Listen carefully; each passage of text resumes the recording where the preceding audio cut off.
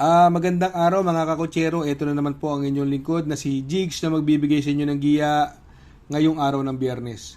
Ngayon po ay September 26, 20 and 25 at meron po tayong 7 magagandang karera. Uulitin ko po itong aking giya ay purely review and analysis ko lamang at walang halong information. Simulan na po natin. Race number 1. Dito po magsisimula ang ating winner take all. 3-year-old and above maiden race placer. Distance is 1400 meters at dito po may 7 kalahok. Dito sa tingin ko 2 horse race po itong karerang ito, no. Si Lucky Mama po, kung matatandaan nyo, tumakbo po yan kila Candy and Wine. Tersero lang po dumating yan eh. Masyadong magaling lang po si Candy and Wine. Pero may preba po yan na 1.27 medya sa 1400 meters sa kanyang barrier run. At papatubayan po ni Boss Jenjen Huko. Malaki po panalo niyan. Ito naman po si Gracefully True, no? Sa kay ni Jackie Pabs Cabalejo, another imported horse. Tumakbo po yan sa kanyang unang novator run, no? Nagpreba po ng 1.14.6 at malayo pong nanalo yan, many lengths po. Sa tingin ko, mahigpit na makakalaban ni Lucky Mama yan. Kaya dito sa race number 1, no? Para sa akin, 2 horse race po ito. Ang napupusuan ko po rito, doon ako sa numero 5, Gracefully True. At panigundo ko naman po, numero 1, Lucky Mama. Sa race number 2, dito po magsisimula ang pick 6. Pilracom rating based handicap system race, class 5, 17-41, split. Another 1400 meter distance. Dito po, meron po tayong 8 kalahok. Dito, no, sa tingin ko po, no, napupusuan ko po dito, ito hindi lang po kasi natuloy yung karera nakaraan. Yung numero 4, justifiable, no. Ito si Justifiable, sa tingin ko ito magdadala po ng unahan. Although may mabibilis din pero hindi na siya yung katulad dati si Sinag, no? Hindi na siya ganun kabilis. Pero sa tingin ko ito si Justifiable, ang laking kabayo nito. Ito po magdadala ng unahan. Kung sakaling mapuwersa si Sinag na itapat kay Justifiable sa unahan, no? Pilitin. Sa tingin ko ang pwedeng rumimati po diyan yung numero 8 Heritage sa kay ni JC De La Cruz. Magaling po, kung matatandaan natin, ilang beses pinanalo ng dihado ni Jackie JC De La Cruz yan, si Heritage. Sa tingin ko, malaki po chance niyan. Kaya dito sa race number 2, ang pili ko po, doon ako sa numero 4, Justifiable. Panigundo ko naman po, numero 8, Heritage. Sa race number 3, dito po magsisimula ang pick 5. Pilracom rating based handicap system race, class 4, 42-56 split. Another 1400 meter distance. Dito po may 6 na kalahok po tayo dito, no. Ako napupusuan ko po rito, no.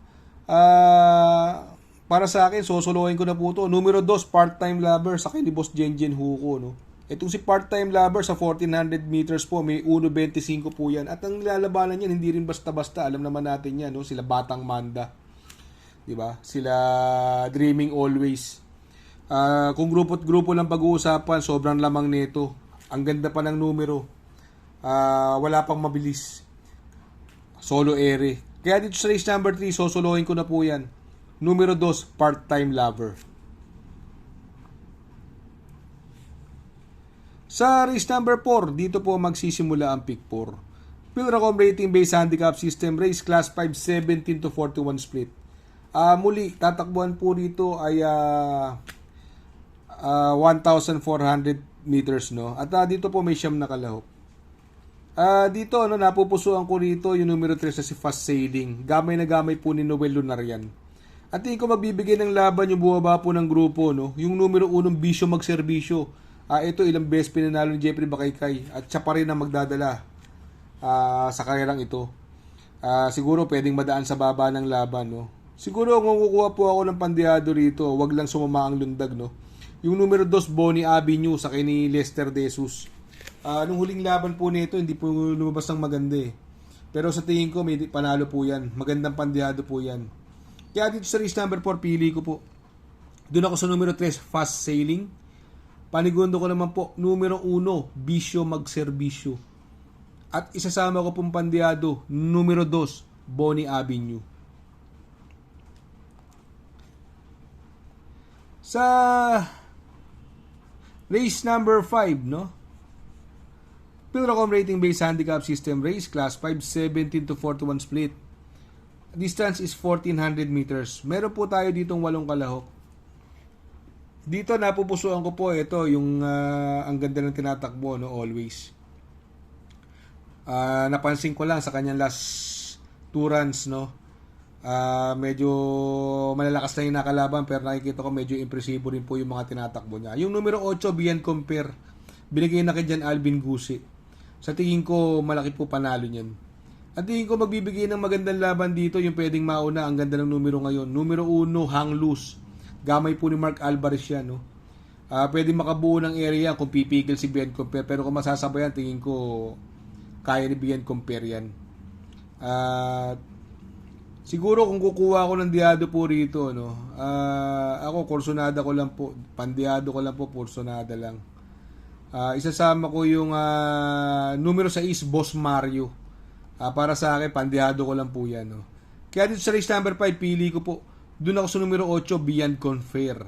Panigundo ko naman po, numero 1, Hang Loose. At isasama ko pong Pandiado, numero 6, Boss Mario.